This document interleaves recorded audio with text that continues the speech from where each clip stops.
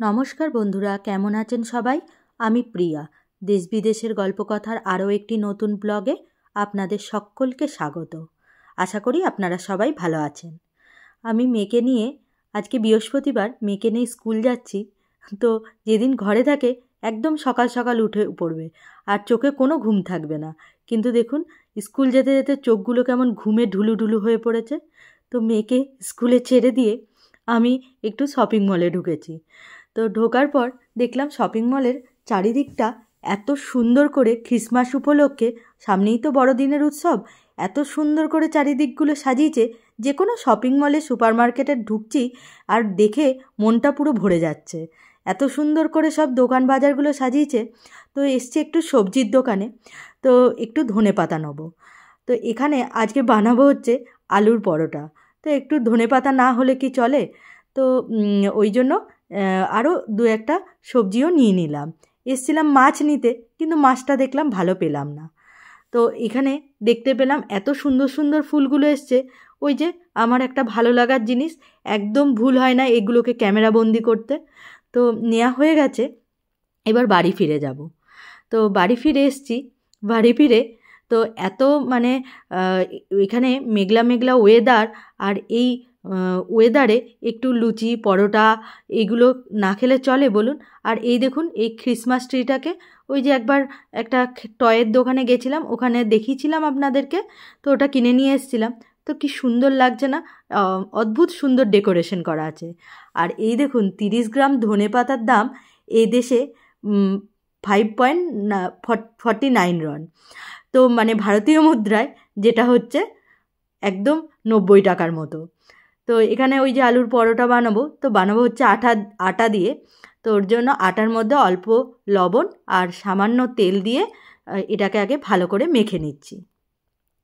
কারণ এসে ওর বাবা আর মেয়ে তো দুজনেই টিফিন করবে।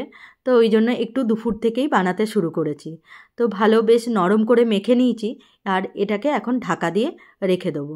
রেখে দিয়ে আলুটাকে রেডি করব এবার। তো আলুটাকে, একটা বড় আলু নিয়েছিলাম, তো গ্রেটারে গ্রেট করে নিচ্ছি।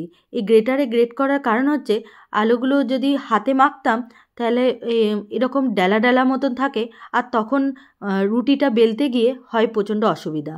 এমনিতেই বেরিয়ে যায় আলুর পুরটা, কিন্তু তাহলেও এরকমভাবে নিলে দেখি অনেকটা সুবিধা হয়। তো আলুর মধ্যে সামান্য পরিমাণ লবণ, স্বাদ অনুসারে, আর চিনি, তারপরে আরও যে যে মশলাগুলো লাগে সেগুলো হচ্ছে দেবো। কারণ নুন মিষ্টিটা থাকলে খেতে তো বেশ ভালোই লাগে। তো এরপরে দিয়ে দিচ্ছি হচ্ছে গোলমরিচ। আর এই আলুর পরোটা বানানো আমি আমার মায়ের কাছ থেকে শিখেছি। তখন তো মায়ের ঘাড়ে বন্দুক রেখেই খেতাম, কারণ মাকে অর্ডার করতাম, মা বানিয়ে দাও খাবো। কিন্তু এখন তো আর কাছে মা নেই, মাকে আর বলতে পারছি না। আর দিয়ে দিলাম হচ্ছে জিরে গুঁড়ো।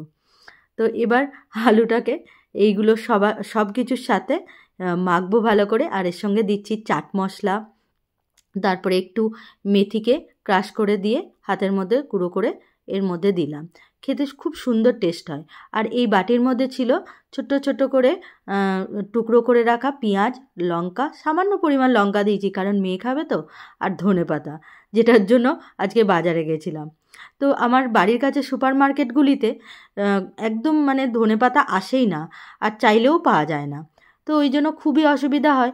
ওই যে মেয়েকে যখন স্কুলে ছাড়তে যাই, তখন ফিরে আসি, তখন হয় ওর বাবা নিয়ে আসে, আর নাহলে আমি কখনো কখনো নিয়ে চলে আসি।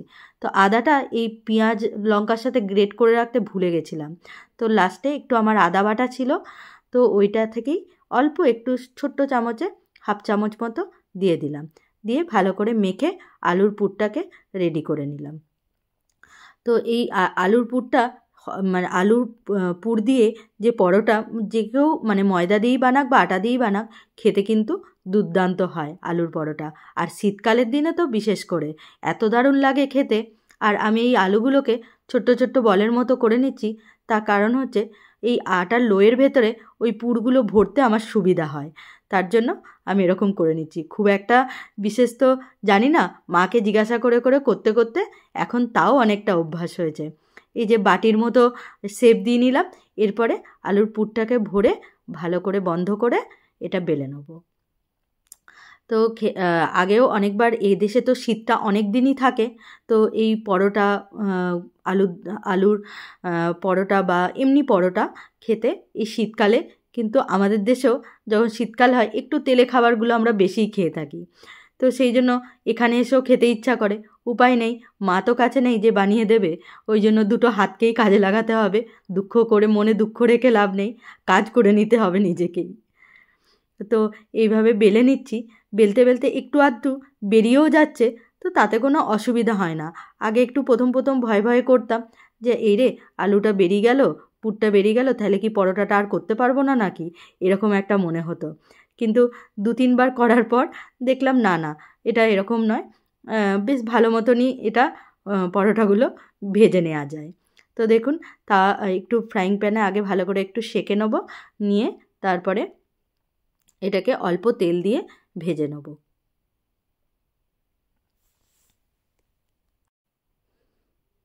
আর এটা যতক্ষণ সেঁকা হচ্ছে আমি ততক্ষণ ওপাশে ওই দিকগুলো বেলে নিচ্ছি, তার কারণ একটু পরেই মেয়ে আর হাজব্যান্ড দুজনেই চলে আসবে।